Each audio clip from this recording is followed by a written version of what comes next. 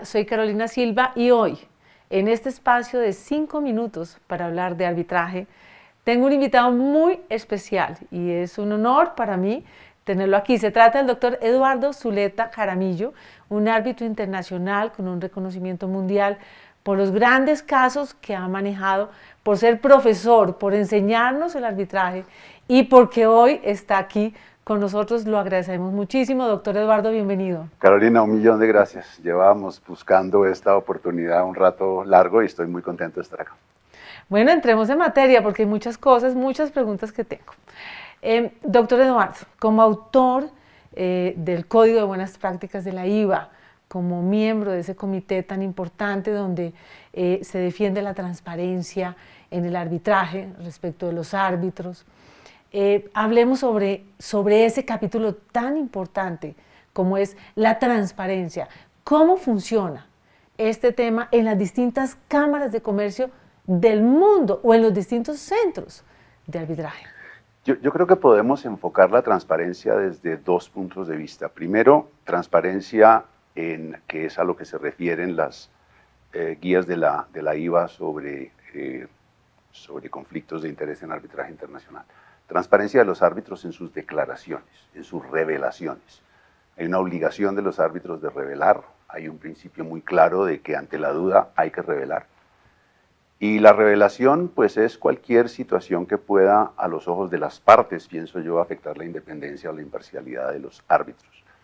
Y esa ha sido un poco la regla en el mundo entero hoy.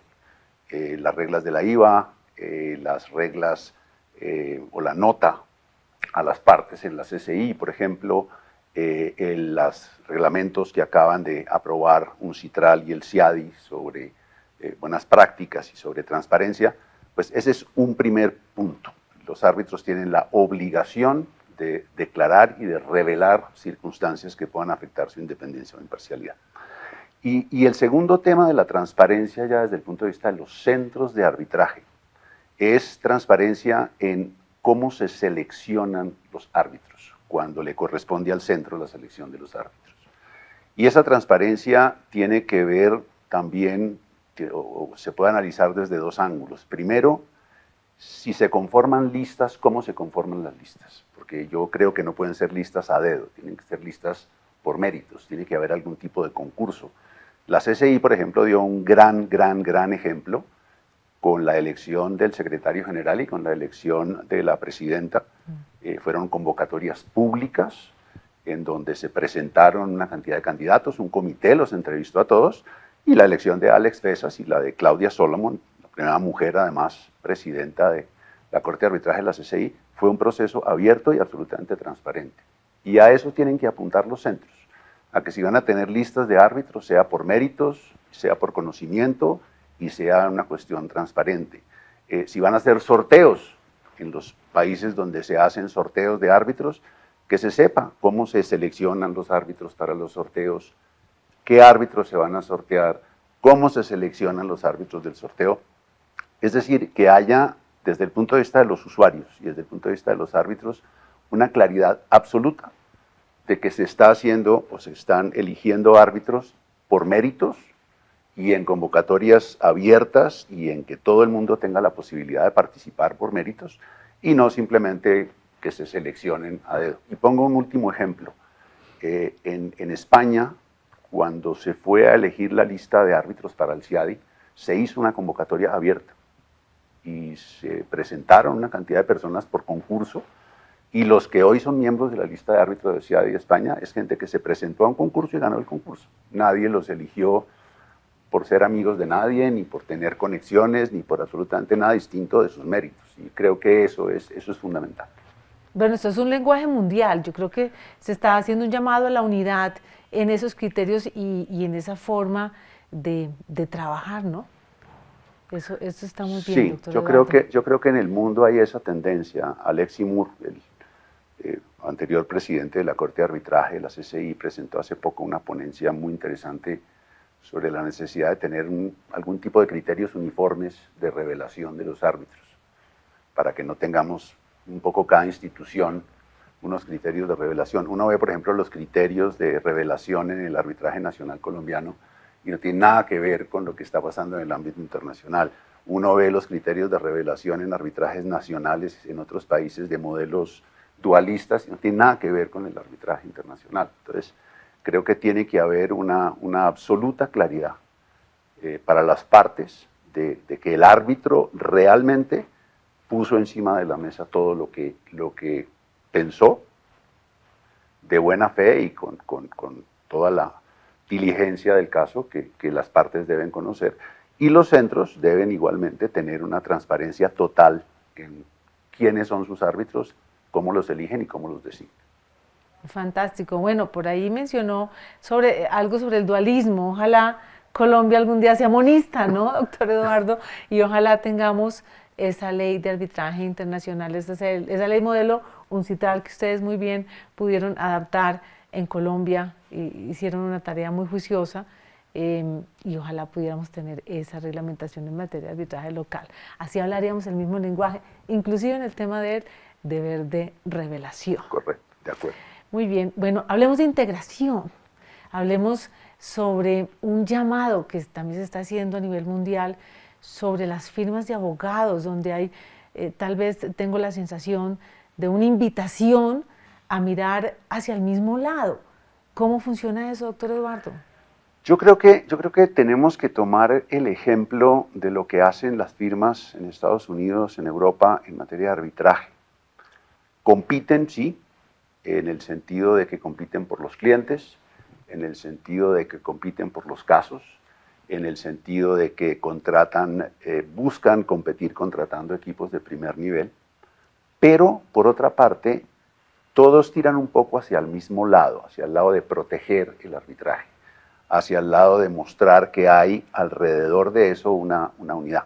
Uno ve eventos en los Estados Unidos, uno ve eventos en Europa, donde puede que haya una firma que lo organiza y que sea patrocinadora, pero invita a todas las demás firmas. Y entonces tenemos un foro en el que están las principales firmas de arbitraje hablando de arbitraje. Nosotros a veces tendemos en nuestra mentalidad, muchas veces en América Latina, a tener el evento de la firma A, el evento de la firma B, el evento de la firma C, y yo creo que es importante que los usuarios conozcan qué es lo que tiene cada firma, comparen, y además que las firmas participen juntas en buscar objetivos comunes, en lugar de buscar protagonismos individuales, ¿no? Es que yo participé aquí y el otro participó allá. Buscar una cosa común.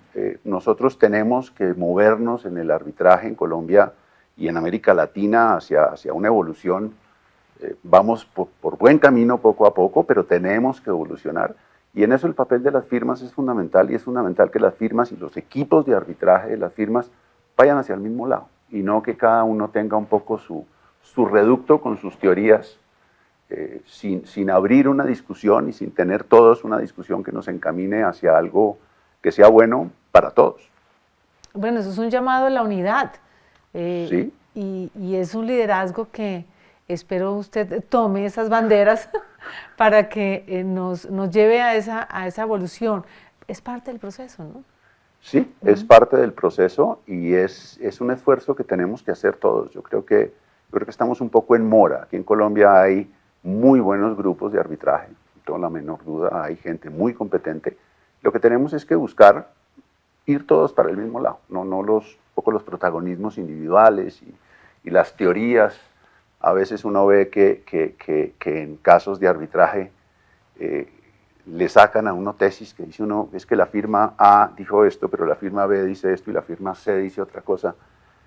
Y dice uno, bueno, ok, cada quien puede tener su teoría, pero busquemos por lo menos unos elementos comunes que nos permitan transitar o bien hacia un monismo, o bien hacia una situación como la que se ve uno, la que ve uno en otras jurisdicciones dualistas, en que el arbitraje nacional cada vez se va acercando más al internacional. En Colombia, lamentablemente, estamos viendo lo contrario, cada vez lo alejan más del internacional. Y creo que tenemos que hacer una fuerza para que busquemos integrar un poco los dos modelos que tenemos de arbitraje. Yo creo que eso es un tema como de perspectiva y de visión. el arbitraje nacional o el arbitraje doméstico, si bien es cierto, es bastante procesalista y los que hicieron parte de esa comisión redactora, claro que defienden ese procedimiento, pero pierden de vista ese carácter internacional, pierden de vista esa alineación mundial, que tenemos que hablar ese mismo lenguaje y bueno, tiene mucha tarea, doctor Eduardo. Mucho, ahí también hay un tema que es interesante y es que en la medida en que nos alejemos del arbitraje nacional e internacional, las oportunidades para la gente joven van a ser muy limitadas, porque dar el salto del arbitraje nacional al internacional va a ser cada vez más difícil. Y como el arbitraje internacional, el mercado en Colombia es relativamente pequeño, pues va a haber muy pocas oportunidades de trabajo para quienes se están preparando en arbitraje internacional, porque el mercado va a ser muy pequeño. O sea, van a tener que ir y vamos a perder grandes abogados en Colombia para trabajar en arbitraje internacional. Eso es un muy buen punto de vista, doctor Eduardo. Exactamente. Muy bien, hablemos de un capítulo, una saga, porque estoy terminando con broche de oro con esta entrevista con el doctor Eduardo Zuleta, saga sobre energías renovables. El doctor Eduardo Zuleta, quien ha tenido una trayectoria de muchos años, mucho tiempo, trabajando en arbitraje internacional, bueno, tenía sus firmas de abogados, pero hoy tiene una gran firma y esa gran firma se llama Arbitraje 100% Árbitro. Desde esa perspectiva, es la pregunta, sin que le genere ningún tipo de inhabilidad. En el caso de energías renovables, esta saga española tan importante de energías renovables, doctor Eduardo, miramos ese espejo y no quisiéramos que nos pasara en Colombia o en Iberoamérica, los que están comenzando o estamos comenzando, incluyo Colombia, con este tipo de implementaciones para evitar ese proceso jurídico o ese proceso arbitral. ¿Qué recomendaciones haría con lo que usted vio en España? Sí, no puedo hablar de los casos de energías renovables porque pues he intervenido en varios como árbitro y tengo casos en temas de energía renovable. Lo que sí podría comentar son dos o tres aspectos. Primero, creo que Colombia necesita hacer un cambio en su sistema de energía. Creo que todos somos conscientes de eso. El tema es cuándo y cómo. Creo que la transición hay que hacerla. Creo que lo que se debe tener en cuenta son varios aspectos. Primero, la transformación requiere un plan, requiere un programa. Eso no es simplemente de la noche a la mañana que nos vamos a transformar. Segundo, las energías renovables, particularmente energías eólicas, solares, están también en proceso de evolución. Cada vez evolucionan más, cada vez la tecnología es mejor, pero de todas maneras, y esto lo vi yo desde mi época en que hacía Project Finance en mi vida pasada, son proyectos que tienen una gran demanda de capital inicial, capital que se recupera en un tiempo largo. Entonces eso requiere mucha inversión, requiere muy buena planeación del Estado, requiere probablemente subsidios del Estado, si el Estado quiere hacer un proceso un poco más corto. Entonces tiene que haber una planeación, una cosa muy bien organizada para que no sea un fracaso, o un fracaso bien porque en un momento dado la inversión no dio y el inversor se tiene que ir, o porque el Estado tiene que cambiar sus políticas porque es tremendamente costoso para la población el tema del costo de la energía. Creo que tenemos que llegar allá, pero creo que requiere una planeación a largo plazo, muy bien pensada y con todos los actores, con quienes están generando hoy otro tipo de energía, el Estado, potenciales inversores, los usuarios. Es una cuestión que requiere mucha planeación, pero que tenemos que llegar allá, tenemos que llegar allá. Ahora, como decía al principio, ha evolucionado mucho. Hace 10 o 15 años, tratar una persona, un particular, de poner energía solar en su casa era imposible. El costo era de tal magnitud que era imposible. Hoy es una cosa bastante más viable, hay gente que lo está haciendo y hay proyectos colombianos que van muy bien en esa materia. De manera que creo que lo que pasó en Europa y lo que ha pasado en otras partes del mundo, pues vamos a tener en Colombia la ventaja de que vimos qué pasó y podemos entonces corregir lo que podamos percibir como errores en la implementación. Bueno, fantástico, fantástico, y hay que oír estas recomendaciones. Eso es como un control de una prevención, Exactamente. un loss control. Exactamente. Bueno, fantástico. Bueno, la última pregunta, doctor Eduardo. Hablemos del Eduardo Zuleta familiar.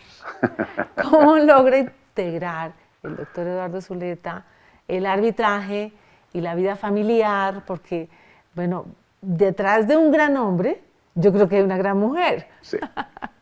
Y una gran familia. Yo creo que, a ver, hay dos cosas. Hay un respaldo que he tenido en esta cosa, en esta carrera de arbitraje que ha sido el de mi esposa, el de Elsa. Yo no tengo cómo agradecerle a ella lo que ha hecho para que yo esté en cualquier lugar que sea que estoy. Ha sido una persona que me ha apoyado, que me ha empujado, que ha estado siempre al lado mío. Y lo mismo mis tres hijos, que son unas joyas de personajes. Solo uno de ellos decidió seguir la carrera de abogado, además de historiador, y además es especialista en temas de derechos humanos.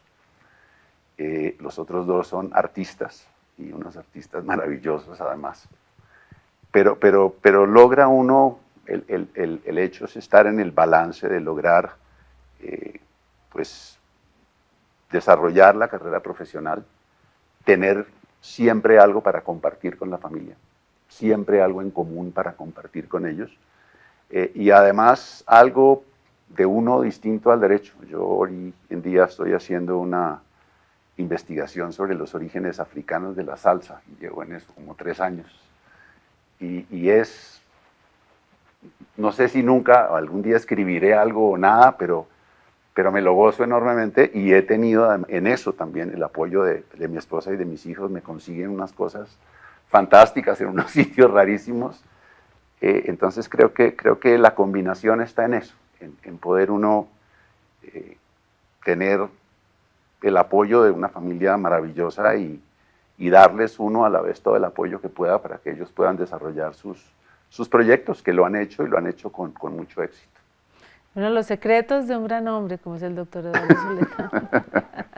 Doctor Eduardo, muchas gracias por Carolina, este espacio. Un millón de gracias. Ojalá nos pueda acompañar más en esta gran idea que además me la respaldó cuando la estaba comenzando, porque lo comentaba en los espacios de LinkedIn. El doctor Eduardo fue de los primeros que hizo comentarios sobre las publicaciones que yo hacía y los análisis de jurisprudencia que hacíamos. Bueno, así que pues aquí estaremos cuando sea necesario y conveniente, porque ha sido muy, muy agradable, Carolina, de verdad. Muchas gracias. A usted, doctor Eduardo, muchas gracias.